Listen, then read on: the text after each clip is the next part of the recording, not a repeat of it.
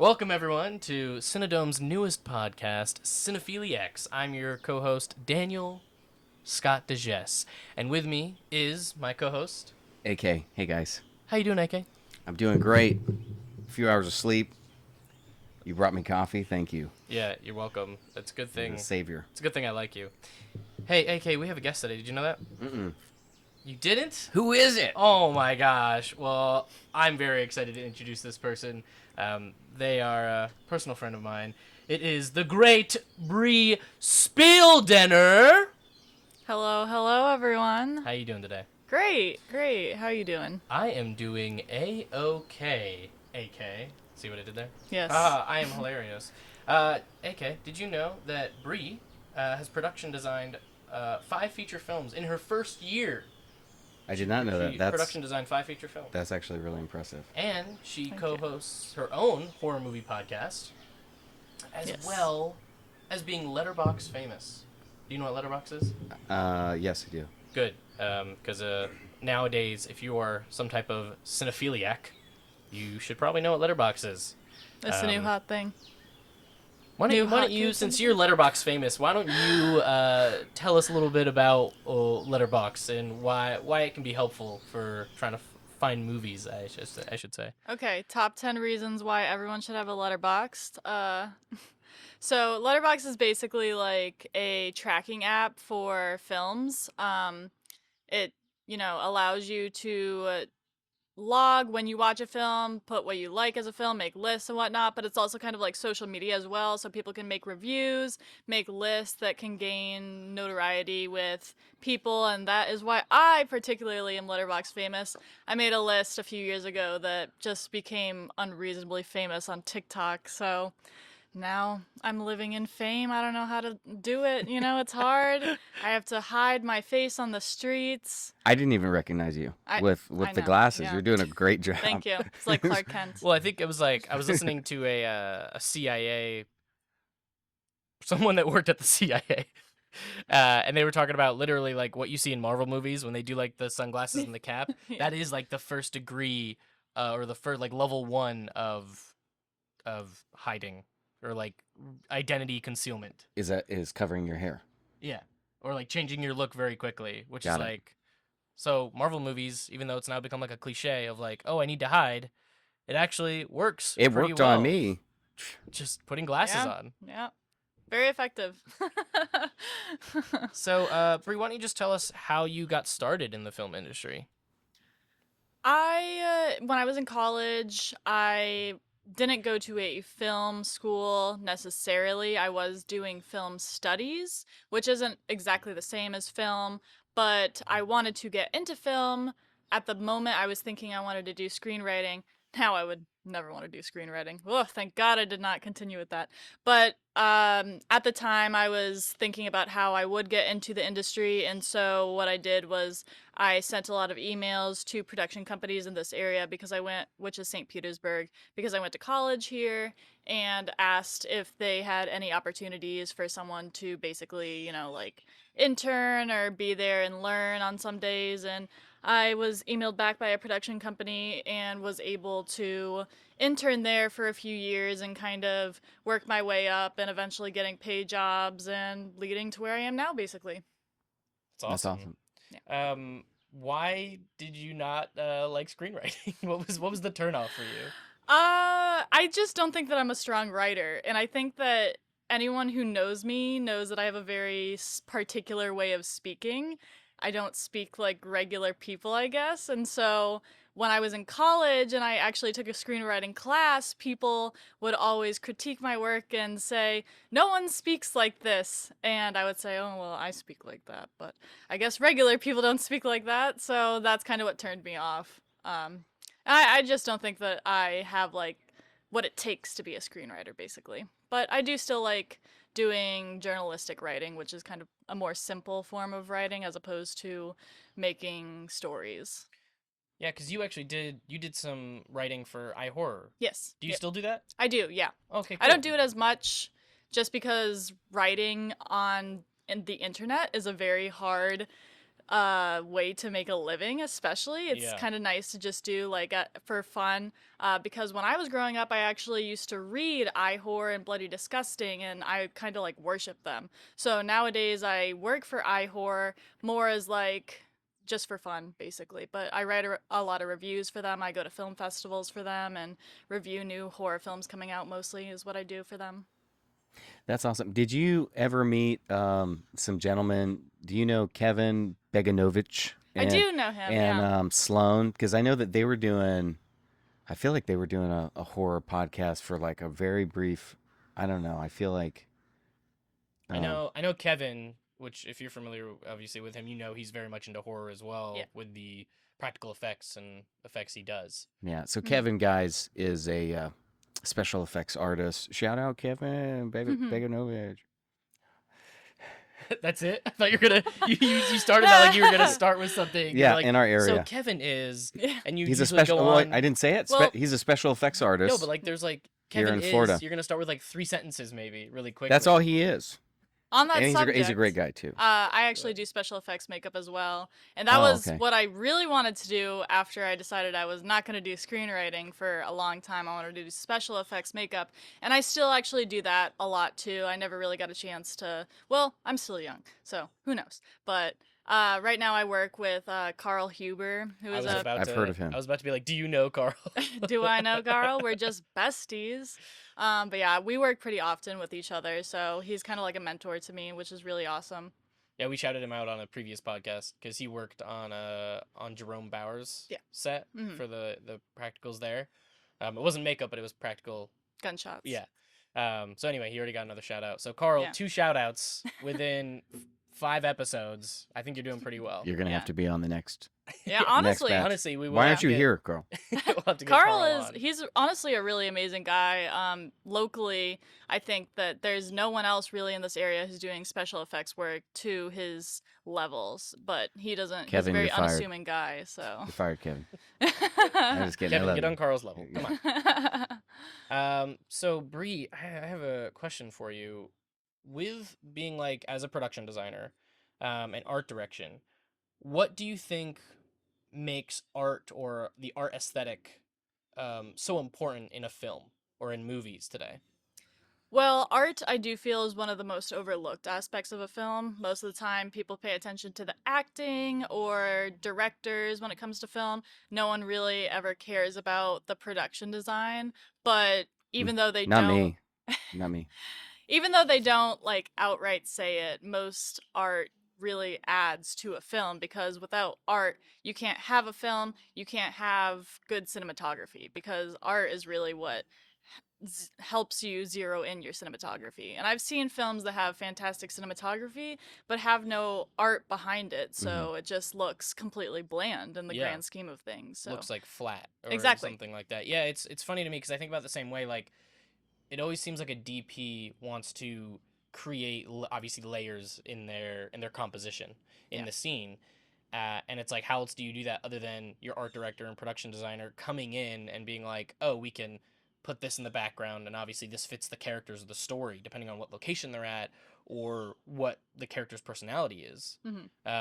Well, if you think about so if you think about like what you just said with layers, you have the stage, the location, right? Then you have art department, the texture, creating, set dressing, whatever furniture, decor, art that is going to be there.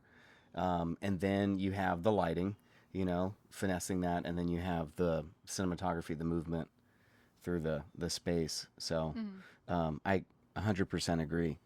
A lot of times production design is an afterthought. It's on the same level of, I would say, visual effects. It's production design and visual effects are some of the last things Yeah. I think on the indie level to really be prioritized. Yeah, but the sad thing is that at least with VFX, you can do that afterwards, whereas production design and art, you have to think about that beforehand. And if you don't have someone thinking about that beforehand, yeah, SOL.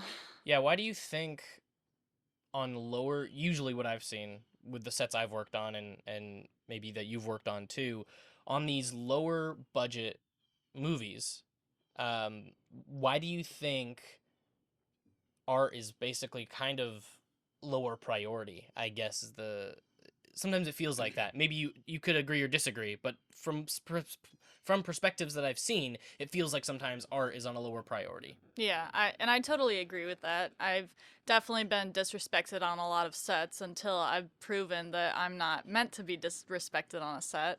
But I think that often it is just like what you said. A lot of directors have no idea what to do with art at all. And I encounter that all the time where they just don't think about things like that. And so they don't understand that there's even difference between some things like costume and art. And also, once again, like saving money, that's the first thing that you don't think about. Or people think that, oh, I can just have like a PA, like move furniture around or whatever. And also, art is usually like a feminine thing, and it's a female dominated field, and females in the film industry are often overlooked in all ways, but Yeah. in art especially. Yeah, no, it was interesting. I was just on a commercial recently, and like majority of like the crew, other than like maybe your well the majority of like the art crew, I guess you should say, or not the art crew, but the camera crew. So like sound was male, DP was male, director was male, executive producer was male. The clients were female, and but then the art person they had, the set designer, production designer, kind of like all in one for the commercial, was female, and it was Mhm. kind of like the main female, only female kind of involved in the actual input of like what's gonna be kind of seen on camera. Other than talent, there was obviously some of the talent was female too, but in terms of behind the scenes. Yeah. So I feel like we kind of unfortunately see that a lot. I mean, Mhm. it's definitely made progress at least, but in terms of how long the film industry has been going Yeah. and the minimal progress we've made, it's not enough of a percentage Yeah. that it could be and should be. Well, actually, funny thing, when film started out in the 1920s and beforehand, there were more female directors than ever before in history up until this moment. And even now, like in the 20s and beforehand, there were more female directors ever. So why do you think that changed then? Because the men had a grip on them. That is Ah, what happened. Specifically, like with the production code being introduced, which if anyone isn't familiar with film history, it's was kind of people decided that films needed to not be as lewd and with immoral things happening in them. So they decided to kind of self-regulate themselves, and from that point on, you weren't allowed to have like things like drugs or sex or anything that was kind of morally ambiguous in them. unless it So was like tobacco or like cigarettes, probably like what they might have been selling. maybe Maybe I even don't know. smoking, I think, was kind of like, unless Was it it was a looked? villain. Like Gotcha. the main character had to be good, and he couldn't do anything that was like perceived as bad in most films. That's interesting that it was like taken. Oh, I mean, interesting that it's like surprised, but also not surprised that it was like taken control of, right? Yeah. Because it's Yeah. man always gotta have input. So, Yeah. question: Why don't you? Hey, we don't need your input. Oh, sorry. Just kidding. Go ahead. So, why don't you think there has been more? I don't know, like workshops about. It's funny because there's like that I'm thinking about it. Film festivals that I go to, or even on YouTube channels. Generally they're always focusing on cinematography, lighting, directing. Like it would be one why, and have you ever thought of doing something like that? Like these are 5 things that you can do to really spruce up your art, your art depart or production design on a really low budget, you know. In terms of like getting into cinematography No, no, or no, no. I mean, like, putting on a workshop or having, like YouTube videos on production, on doing what you do. mm, Because I haven't seen that. Like, it's not actively advertised, being promoted. And I think that that is an opportunity to, um, you know, because it's really if you can get to the forefront of filmmakers of their mind to do that type of thing, then they're probably more likely to prioritize it. you Mhm. know. So Yeah. it's interesting how there's no. Right, you don't see like videos or articles. I mean, I feel like the only recognition we get Mhm. that art gets in like a film is like when an award, right? Like award ceremony comes around, whether it's Yeah. costumes or set design, or and a lot of times that's like the ones that win are like period pieces Oh yeah. because For sure. oh, look at this set design and costumes are everywhere. Like, Right. yeah, well, because it had to be. It was a period Yeah. piece. But you don't really see like at least and I can't say I've done like a deep dive into this, but you don't really see like you're saying YouTube videos or articles that are praising this or going into deep diving of like how to grow the art direction or like improve your art direction Yeah, and or how impactful it can be. I'm Yeah. sure that that does exist. It's just not, as looked as something as simple as like cinematography or camera stuff, just because of the sheer volume of people in that field. Like Mhm. YouTube has everything. So I'm sure that Yeah, there's no, It's yeah. definitely true. a lot of production design videos that already exist, but I'm sure like I've watched a few too. Like there's one in particular I remember watching the production design of Christopher Nolan's Inception. And, then watching those videos, it does make you like look at films in a different way. And you're like, wow, that really was a beautiful set. I didn't even consider that. Or like there was a film that I watched recently, a horror film called The Sadness, which is a Taiwanese film, but it's Mm. like extremely gory, one of the most disturbing films I've ever seen. And there's I'm gonna have to watch it. oh yeah, it's very good. And it took place during COVID. It's kind of like a zombie movie. And there's a scene on a subway and a scene in a hospital. And reading about it afterwards, I found out that the subway set and the hospital set were entirely built because they couldn't shoot in those locations because of COVID. And that's not something that I would have Interesting. ever have considered watching the film because it looks so natural. Mhm. So a lot of times people probably just assume that production design is like, I arrived to a location and it is done. Right. They don't consider like all the Yeah. work that probably went into that location to make it like that. Yeah, I mean, just on a couple films I've worked with you on, in terms of like, where my role was in the camera department, and I would show up, and obviously, like, we're like, oh, it's done. Like, for the most part, or had been pre-done, Yeah. because you and other people were hard at work trying to make these places all ready to go and these amazing set pieces, so that we can come in as the camera department and then bring it, and then kind of the next step of bringing it to life, right? Like, Yeah, exactly. if you don't put in that effort of bringing the energy out of this environment, then it like you're saying, it makes the cinematography more dull. Mhm. You can light it really well, you can do your framing and composition as smooth as you like, but if there's not that something dynamic in the shot Yeah. that adds to it with your talent, or even without talent especially, that it'll get something, it just like feels flat or lost. Mm-hmm. So, question: when you walked on today's podcast set, did you think this is cool? I thought that a lot of work was done, Yeah. to make this a very nice looking set. Thank you. This fridge in particular, I think, Yeah. is very beautiful We and had really that. adds a lot of we to had the that feng specific- shui. Well, if you saw the first option, Oh, okay. Yeah, just keep hating Yeah. on that first option. Yeah. Well, so Dan puts in a lot of work for this podcast, and he provides empty rooms. So I provided a room. it was. I did my job up to that point.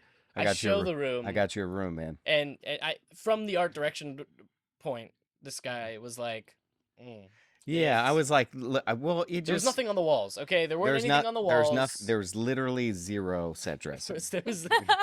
It was yeah. It was a table. It was this table, two couches, and my microphone. I mean, I felt like. I mean, it was. So instead, we're on the set of the Alfred Hitchcock's The Birds. Yeah.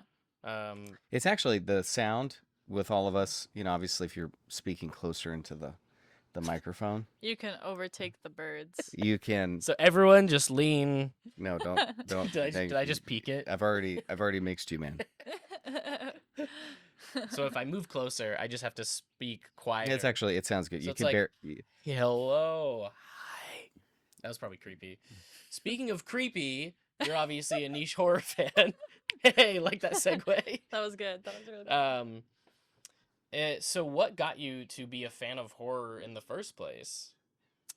That's a tough question. I don't know what That's why I the asked it. yeah, I don't know what the inciting incident was. I do know that the first horror movies that I ever truly loved were the Saw films.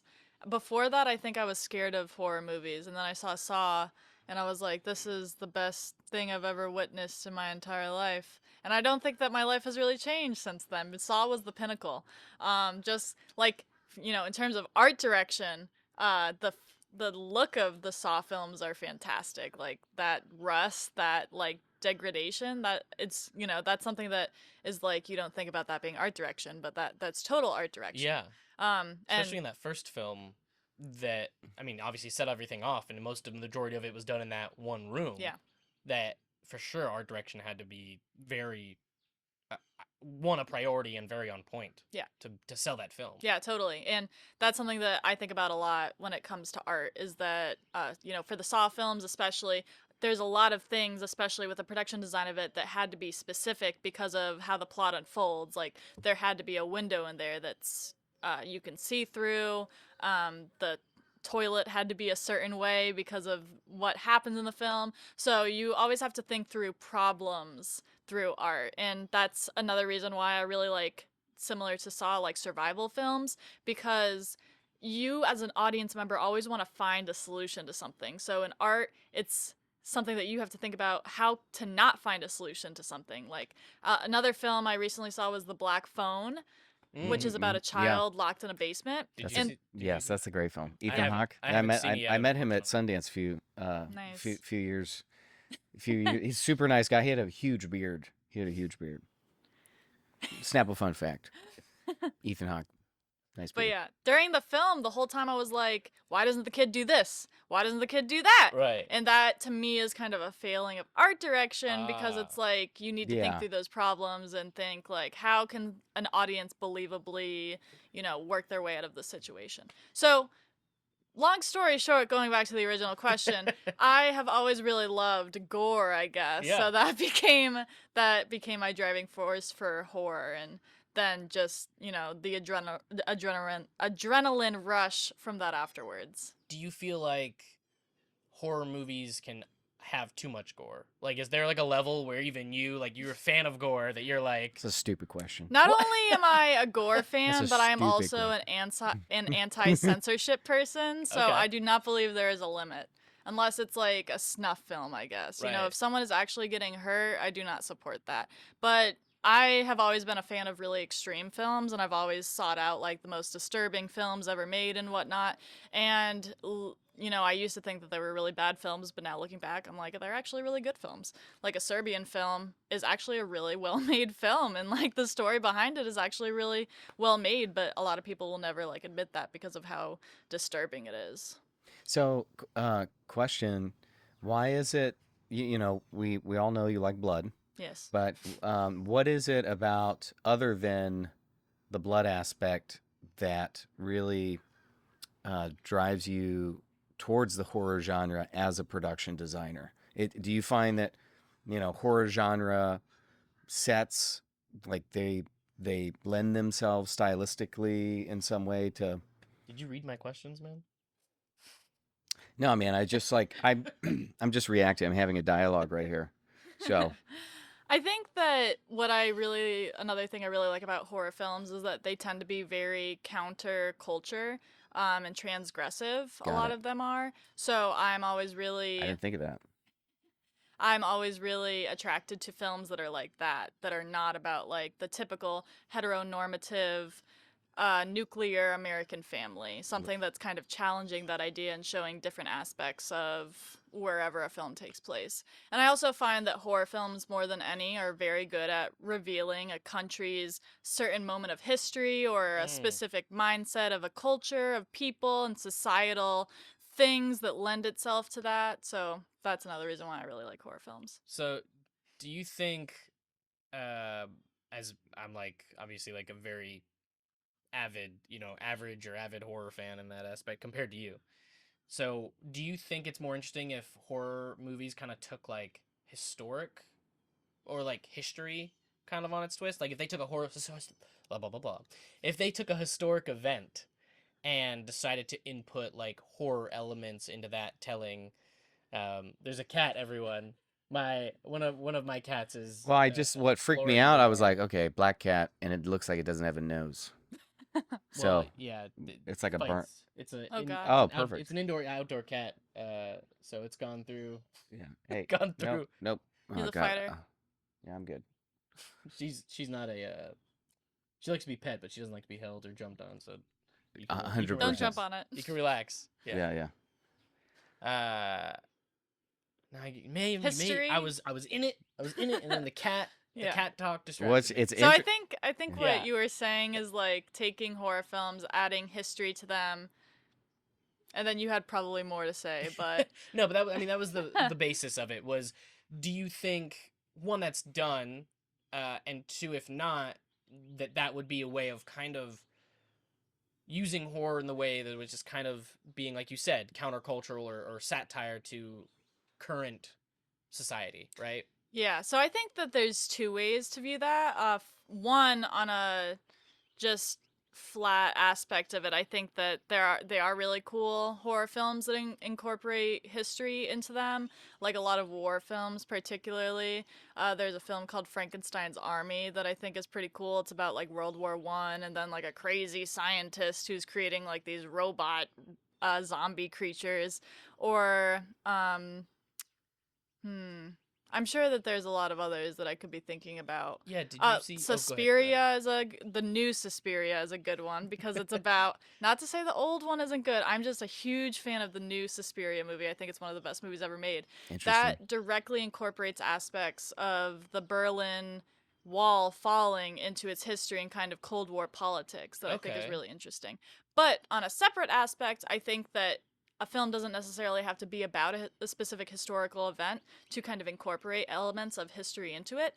For instance, going back to Saw is 100% a post 9/11 horror movie. Well, actually, I think it did come out a little bit before it, but it's directly kind of commenting on American torture of specifically after post 9/11, like Right. Guantanamo Bay. Yeah. And a bunch of movies came out during that time that were specifically like incorporating elements of that, like the Hostel movies. And I think that is very interesting because nowadays you don't really see films like that come out, like Saw. And they weren't really coming out before that either. That was like a very specific moment in time that influenced those films. That's it. That's really, I never thought of that before. I just thought of it as horror movies. So Yeah. that's really cool. Right, like taking a deeper dive. Taking a into- deeper dive into, Well- hearing the connections of, political, I don't know, trends and how Yeah. that influences the genre. Well, the Mhm. first, one of the first zombie films, right? In terms of the more impactful one was just like, it wasn't even like the gore zombies we have in terms of eating or things like that. It was just that we were like as a society like Yeah. dead, like we weren't living. We felt like a dead people, whether it was with our Yeah. technology or with our whatever whatever we were into at that time. And that movie came out. I mean, I don't know, but it wasn't recent. You know what I mean? And I feel like that movie is still applicable to even today. Have you seen yet the new Last of Us show? Have you been following on I it? haven't yet. I'm Okay. waiting until it comes out fully full- because I know that I'm gonna love the show. So I'm gonna Yeah, it's want all the episodes Yeah. at once. Yeah. So. Well, I won't spoil anything, and Thank you. Thank yeah. you. It's a great show. That's too far already. As a little segue, Pedro Pascal. It's like, how is this? The guy's in everything. What's his Yeah. name? They said Pedro. Is that not his name? I'll let you just keep going. Pedro Pascal. Oh, I didn't hear an L the first time. Yeah. I heard you were like Pedro. Pedro Pascal. Yeah, I mean, was like- I throw an accent. He tried. I try and respect the culture. All right. Sorry to interrupt your great thought. Go Yeah, ahead. but they call him like he's like the modern age Harrison Ford because he's not. What's crazy is he's not like advertised, but he's in everything. Yeah. Yeah. He's in That's so interesting. Mm-hmm. Mandalorian. Well- He was in. Anyways, he's just. We're not even going to get into it. Yeah, but no, I mean, Pedro, you're crushing it right He now. has become one of the top one, he's a really good actor and talented. But yeah, I mean, he was really unknown until his like late 30s, and then he landed the role of the Game of Thrones, Oberyn Martell on Game of Yeah. Thrones, and that set off. Yeah. Oh wow. And so Well, after that, he's now been like, I mean, he's like you're talking about, he's the Mando. He was the Yeah. villain in Wonder Woman 2. Yeah, He's in wasn't the he in Nicolas Cage movie. You know, the massive talent? yeah, massive talent of Nicolas Cage, Mm. and it was like a great, like, to me, I'm like, that's a perfect pairing because Yeah. Pedro can do this comedic and Yeah. obviously he can do horror, suspense, and But drama. back to Last of Us, I'm interested in, hopefully in the future we can get you on the show again after you've seen the show, and talk about. I would love to hear your input on, because I mean, it's like sci-fi, but there's definitely horror aspects of it with the zombies, but these zombies aren't virus related. They're it's fungus. Mhm. So it's going to be. I'd love to hear your input Yeah. on, like, what do you think are the political or themes that are kind of driving Hmm. that genre versus the past? Well, I have played the Yeah. game, and I do really love the game. I don't know if I have a thought on it just now, since you just brought it up, but considering the game, I'm sure the film or the show is a little different. But I do love the design of the zombies. I think it's like very unique and cool.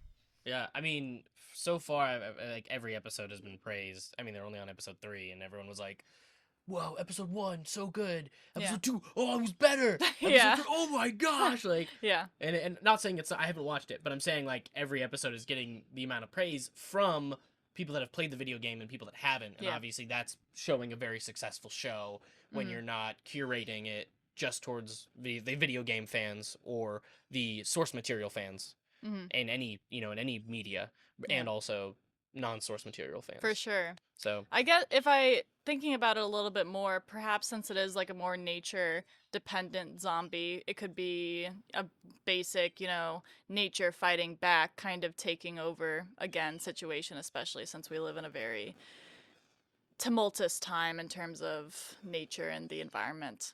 Maybe. I don't Yeah. know. yeah, I mean with everything, with all the changes that happen almost every day in the environment, it's like that could have, like there's always like, I mean, I think that's It part of it could, too, yeah. right? A successful uh tree things are happening. Talking about nature, Yeah. tree The branches trees or are leaves are attacking. falling right now. We're literally being attacked. Anyway, I think that's kind of also an impact of horror in that aspect too, is like it's nature itself can be horrifying. Yeah. And I think that lends itself to the horror genre too, in this case with The Last of Us, where, like we said, it's fungi and not Mhm. this like disease, right? Yeah. There's not necessarily a It's not vaccine. human yeah. Mhm. Yeah. Just jumping back to the horror aspect, and you talked about it a little bit with Saw, especially. But do you agree that art, and do you agree that art is more important in horror films than in any other genre? I wouldn't say it's necessarily more important, because art is present in all films. So I don't think, it's necessary for me to say that it's more important in specifically horror films. But you have to consider that, like, a lot of art is going to be used in horror films, especially to make an effective horror film. Like, when you think about great things about horror films, you think about some of the most cool props used. Like, you think of Saw, you think of like the bear trap thing. Oop, hit the mic. Okay. Or like you'll think about like Texas Chainsaw Massacre, his chainsaw, Yeah. Stuff like that. So, and if you don't think about those things ahead of time, then you'll have a really boring prop that you're gonna use. Like you'll use a kitchen knife or something. But I think probably more than that, like sci-fi films are very dependent on art. So if you don't have like good art in sci-fi films or horror films, then you're gonna make a subpar film in either of those genres. You good? We're just getting some. It's every now and then we're getting some interference with something going on. So the moment I cover it up, it's just Okay. it's protection. All right. Always use protection, guys, especially when you're recording audio. Yeah. Yes. I had another question. Yes. Oh, that's what it was. So obviously there was a lot of hype over the last 6 months of the two movies, X and Pearl, Mhm. and I didn't know if you had seen them, and if you had, what were your thoughts on them? Because I had heard some praise about them, Mhm. Pearl more so than X, Mhm. and just the impact that I've heard again over like the last 6 months about this movie. And I was just curious to get your thoughts in terms of, obviously it falls into the horror genre. Oh yeah, for sure. I I haven't seen it, but if you need to like, go, I'm saying I don't care about spoilers in terms of Okay. this, but go ahead. Well, I would hate to spoil Yeah, whoever is something's wrong. listening to this, but I have seen them. As is, I try to at least always see like big horror movies, or what I hear are the best horror movies in a given year. I always try to challenge myself to see how many horror films I could see. But I really enjoyed them. I've been a huge fan of the main star Mia Goth for a really long time. She was originally in a Lars von Trier movie called Nymphomaniac, and I've been obsessed with her ever since. I also have been a huge fan of that director, Ty West. He's kind of huge in the horror genre. He's done a lot of other films before, House of the Devil, The Sacrament. So to me, he's a big name, but this is really like, put him into stardom, which is really great. But I really like the films. One, they are great in terms of art direction, as we've been talking. The first one, X, is entirely trying to be kind of 70s Texas Chainsaw Massacre themed, and really taking that as its art direction and cinematography as well. Whereas Pearl takes place in the 20s, and it's trying to kind of capture like Singing in the Rain, like Technicolor, Oh, musical type of vibes, which I really think is cool that they're yeah. creating that, like, they're not the same style, which is awesome. Yeah, and then he's also just, it's come out, right, Infinity Pool, Yes. and that's with Mia Goth has been in all Yes. three, right? She's been Yeah. the lead. I know she Yes. was the lead for Pearl, and I think she's the lead for Infinity Pool. Yes. And then I didn't know about X, if she was the lead in that. She's mostly the lead. That's Gotcha. more of like an That's an ensemble. ensemble. Yeah. Okay. But Infinity Pool is different director, Oh, okay. Brandon Cronenberg, the son of David Cronenberg. Yeah. Which I think that movie is brilliant. I don't want to curse on your podcast, but No, movie's great. I've seen it twice already, and I don't know if I need to see any other films from this year, because that film was just like really fantastic for me. But all three of them, like I've been saying, I'm a big fan of transgressive cinema, stuff that's like really pushing the boundary. I'm also have always been really interested in sex and, the acceptance of sex and culture. Yeah. And X is all about that, especially. Like, it's all about, because they're filming a they have a porn set at this, old people's house, and you think that the old people are going to be very against it, but you find out there's a little bit more to it. They're And it's freaks. They're yeah. freaky. Yeah, but it's all about kind of like how we as a society like do and do not accept sex, and all the taboo that goes with it. And Infinity Pool is kind of similar in that aspect as well. Yeah. Yeah, it's interesting. Let's talk about sex. Let's talk about sex. Oh, you can't do that. We might get flagged. Yeah. Oh, okay. Oh, yeah, for sure. We've probably already been flagged. Yeah. No, not the term sex. I'm saying, well, I mean, yeah, this video wasn't made for kids. But if you like sing a tune nowadays, Mhm. and you post it and things, Oh, interesting. it'll tag it and be like, that's copyright if you sing it for too long. So happy Wow. birthday, happy birthday, we're fine, because happy birthday is in the Yeah. public domain. So you didn't used to be. You couldn't even sing happy birthday on it. Interesting. Yeah. Anyway, fun little Well, thank you- anecdote. Yeah, thank you Yeah. for complimenting my singing. It's good enough to be Yeah, flagged. exactly. It's good. It's good enough to be flagged. That's what how we should rate Yeah. pop stars nowadays. Yeah. You're good enough to be flagged. So anyway, back to sex. Obviously, I think it's interesting how like we make sex look one way, like this obviously smooth, like with its maybe like the James Bond movies, right? Like he's always getting with that woman, and it's sexy and everything like that. Mhm. And then in other ways, it's like the times where we make it this kind of rough and dirty and unacceptable, and Mhm. kind of like that fine line. So I think it's interesting if that Well, even talking movie- about sex as an aesthetic, Yeah. like how maybe it's not even, at the forefront of a plot, but how, like, the tone of sex, how that's approached in the backdrop of movies. For You know, sure. the difference. So Yeah. X, you know, one way versus James Bond, which is very, you know, very kind of classy, sexy Yeah. type of Well, way. I think in general now sex is completely taboo, mostly in my opinion because of the Disneyfication of the entire film industry, which is caused by Disney owning almost everything that has to do with film and people only watching films that are created by Disney.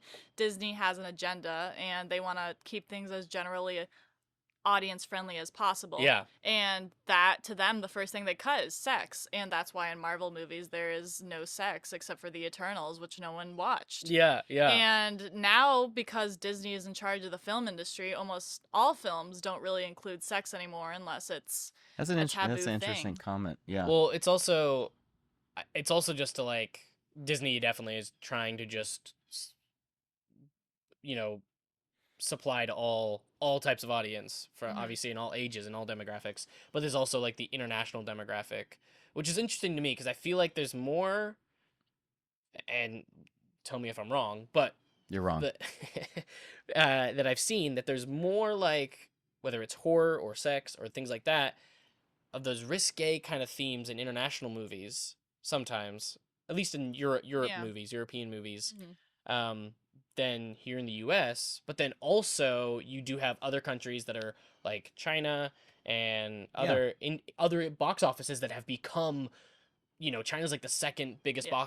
box office in the world, and if you want to get your movie in there to get that money, you have to meet their demands, Yeah. meet their Yeah. demands, really. I mean, in That Hmm. terms of getting getting the movie cultural into it. guidelines. Right. And so Yeah. and Disney taking that on as well is also like trying to play that line of like what how to be open to all audiences, but then obviously not really pander to the audiences that China doesn't like, Yeah. or that you know London doesn't like, or Russia, or whatever those all are. And that's why you have like various different cuts of movies sometimes and Hmm. scenes specifically filmed to be put in. Oh, this version is going to release in the US, so this is going to include this scene. Yeah. Oh, this is being released in China, so we're going to film this scene and put it for the China version. Yeah. Hmm.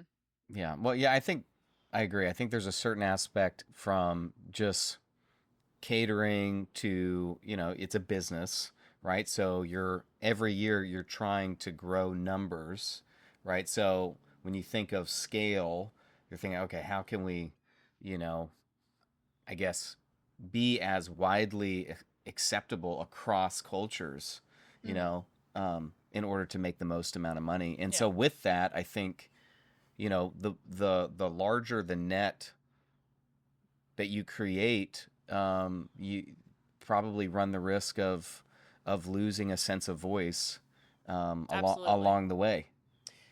And Yeah. so now we're, Yeah. a lot of stuff that just comes out from. I mean, I do enjoy the kid stuff, having a kid myself, Hmm. but I agree. I think the more adult the content that's created from Disney, it does start to become less, uh, specific Yeah. in what, you know, um, what it's representing. Yeah. And another thing with a lot of and I like kids movies as well. There's a lot of kids movies that I will say are fantastic movies. A lot not recently that I've seen that I think have been really good, unfortunately, Mm. especially coming from Disney. But I know for a fact that a lot of their bigger movies, Marvel movies and whatnot, they have like 10, 20 people writing the scripts for those movies. So how can you make a movie for anyone if it's written by 20 people? It's completely voiceless. It's completely Yeah, like I agree. Well, right. sanitized. Every vision of that writer is going to get morphed and muddled when you're combining them all, Exactly. and then you have like the person overseeing it. Uh, and I'm a fan of the Marvel. Well, I'm because I'm a comic fan, so like seeing it all come to the screen is great. But yeah, like especially over like the last 3 years, especially maybe four, the movies have been like, it's just like, yeah, let's go, like let's get Yeah. it out, and you're just like this doesn't really have any taste to Yeah. it. There's nothing for me to chew on in this movie. It just like, yeah, it just falls very dull. Mhm. In like Thor: Love and Thunder was very, I was disinterested. You know, it just felt very digital. Like it was Yeah. weird to say like this feels digital and Yeah. feels flat and Oh, yeah. voiceless. And like talk about art direction and cinematography, Oh my like some of the gosh. blandest Yeah. looking movies I've ever seen. But that's, I mean, I'm not a big fan of Marvel movies for those reasons that we've been talking about. But I do think it's very interesting that DC has kind of been taking a very opposite role, because at first they were trying to do the Disney thing. They were like, yeah, Justice League, let's make our own DCEU, you know? But now I think that they're like, actually, we're gonna be the anti-Disney with Joker and the Batman, which are like something that Disney would never ever make. Well, And I think that's very bold and cool of them. Yeah. did you see James Gunn just did his announcement thing about his 8 to 10 year plan? I don't. But I will say the stuff he announced, some of it's very interesting in Mhm. terms of It like has to be. they're doing Swamp Thing Yeah. as a movie. Although, That's cool. Which there is that Swamp Thing TV Yeah. series, which I Yes. heard was really good, and I unfortunately Yes. haven't seen it, checked it out yet. It is on my list, but I heard it was canceled for unfortunate reasons, which was Yeah. just because it cost too much. Mhm. But I heard Muddy water. but I Muddy heard it water. was really good. But that being said, at least they're trying to do something different, and they are still keeping like those are Elseworld stories, so they're gonna do Joker and the Batman as well. You know what I mean? So it'll have that, at least they're leaving that dynamic. Yeah. You know, and Marvel's obviously not really doing that right now. Not to say DC is like the pinnacle of success, because they make some decisions where I'm like, what are you doing? You're acting like you're like a crab in a boiling pot of water, and you're like trying to eat all the stuff, but you know you're gonna die, but like you're not gonna die. I don't understand why you're acting like you're gonna die. You're one of the biggest companies that exist. But yeah, their decision making is like very strange to me, like how they'll just cancel movies that have already been made, or like continue to release a movie that like has a very controversial star that's Yeah. leading it. Yeah. It boggles the mind. Yeah, it's very but- interesting. I think it was just because of the chaos that was happening at the studio, and hopefully they've righted the ship in terms of bringing on Peter Safran and James Gunn, and we'll see how that goes. Yeah, we'll see how it goes. So it'll be it makes it interesting, at least to see where they go, and I think it's going to be maybe more interesting than maybe Marvel, and we'll see Yeah. how that goes, at least for the next couple At of years. least they have drama.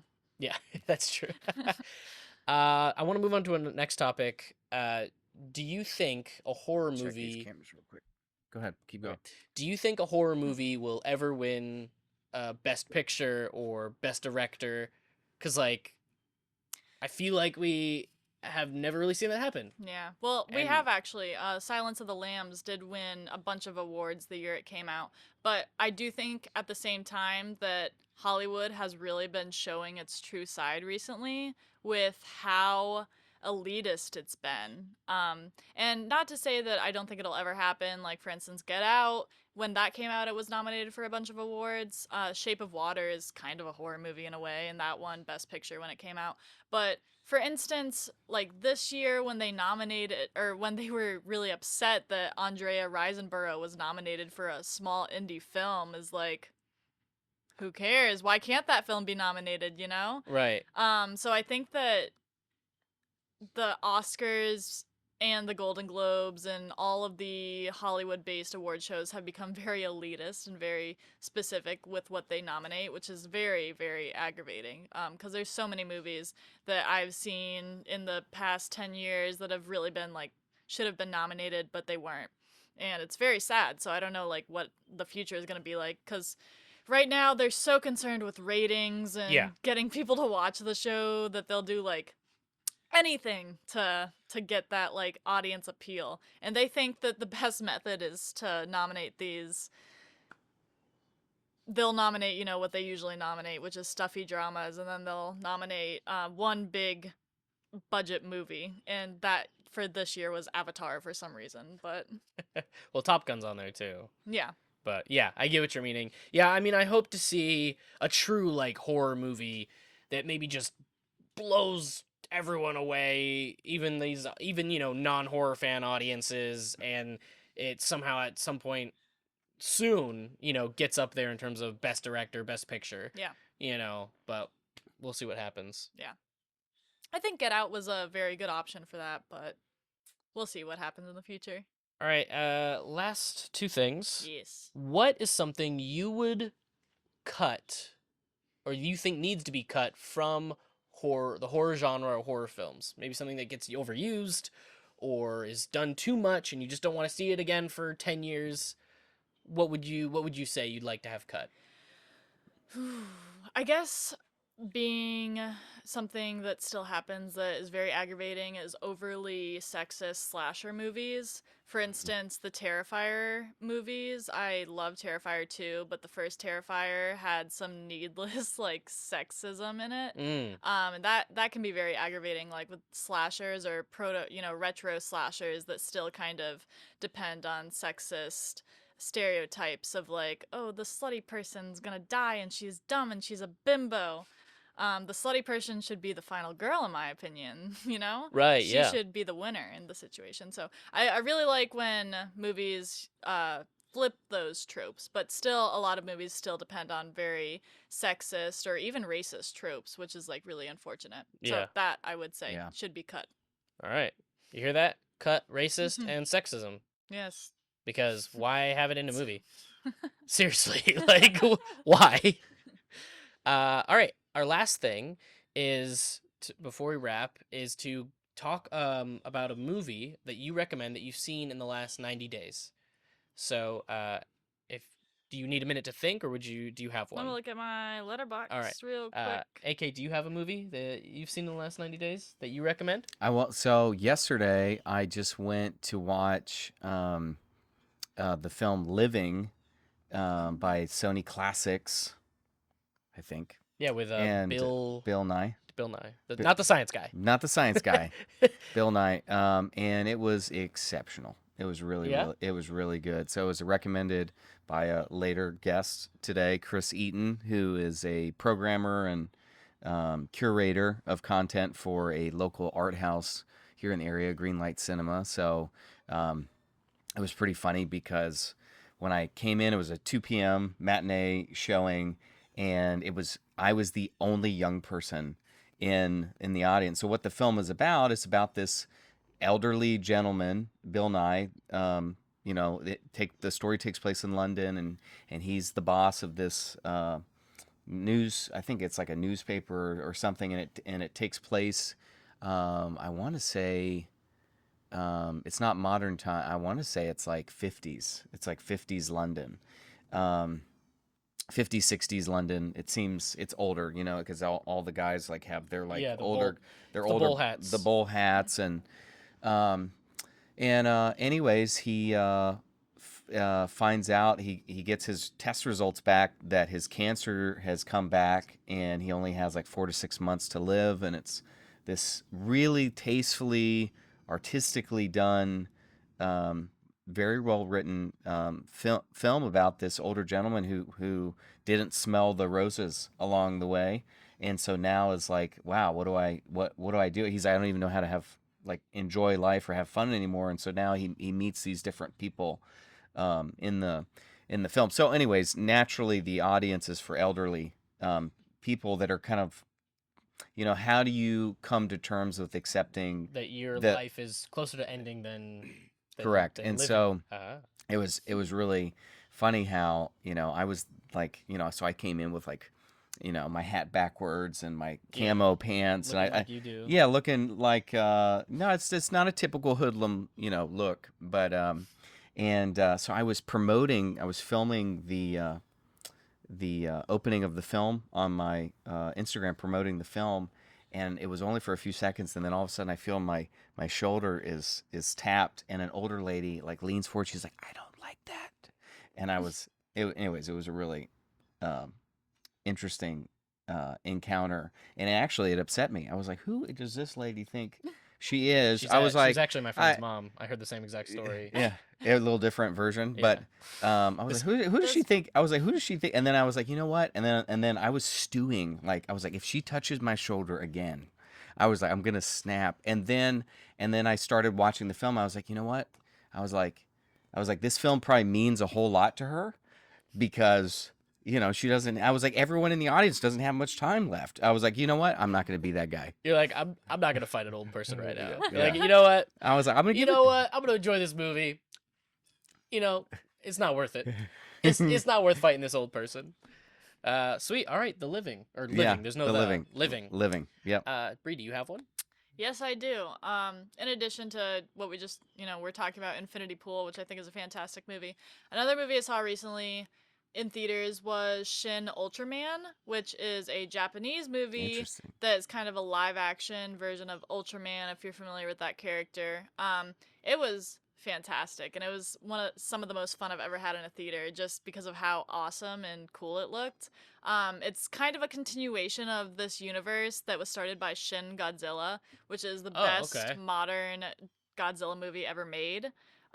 Directed by Hideo, forget his last name, but he created Neon Genesis Evangelion, which is a very popular anime. But Shin Ultraman, which he produced, is just a fantastic Japanese kind of live action version of the kaiju kind of thing that Okay, they have yeah. going on, like Mhm. Godzilla and the heroes that they have. And it's a Cool. great, like, kind of like a superhero movie, but also kind of like an odd superhero movie. Yeah. So I really recommend that movie. Okay, awesome, sweet.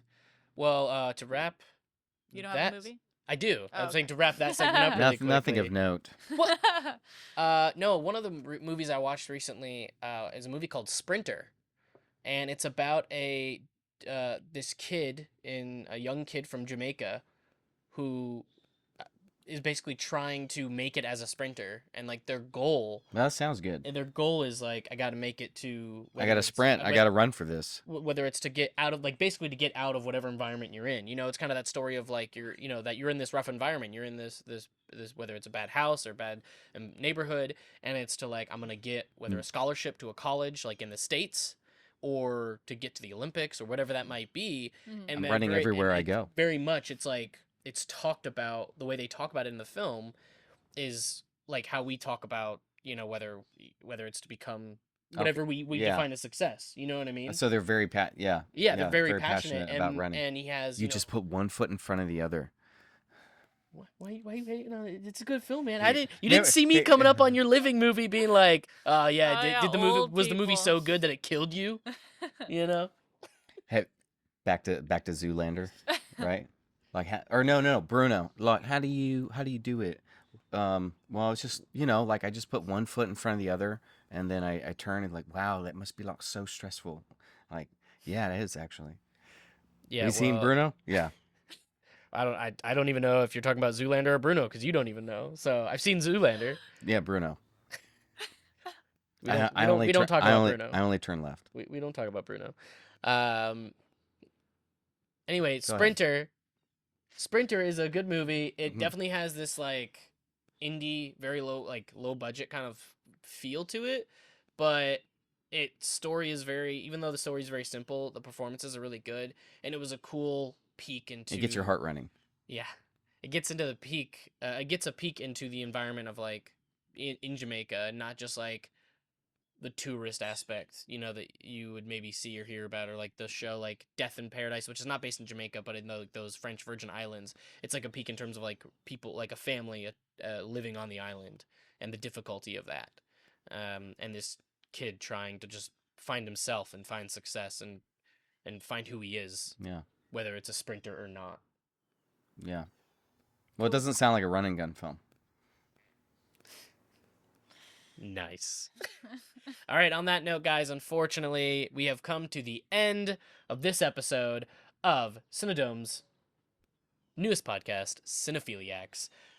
As always, I'm your co-host, Daniel Scott DeJess, and next to me is... AKA, guys. And can we have another large round of applause for our wonderful guest today, Bri Spieldenner. Thank you for Thank you. showing up today. Thank you. Where can we find you? Well, I am, a person myself. You can look my name up on Facebook, I guess, if you wish, or on Instagram. If you want to follow any of my other things, my podcast, Murmurs from the Morgue, it's on all streaming platforms, Stitcher, Spotify, Apple Podcasts, wherever have you. I have a makeup blog. Yeah, that's pretty much it. Awesome. Well, guys, Look me up. if you liked any part of this conversation today with Bri, please check her podcast out, check her writings out, anything, her blog. I'm sure it's going to be just as great as Bri herself. Thank you. Thanks, again. guys. See you Yeah, next time. thanks. Bye, guys.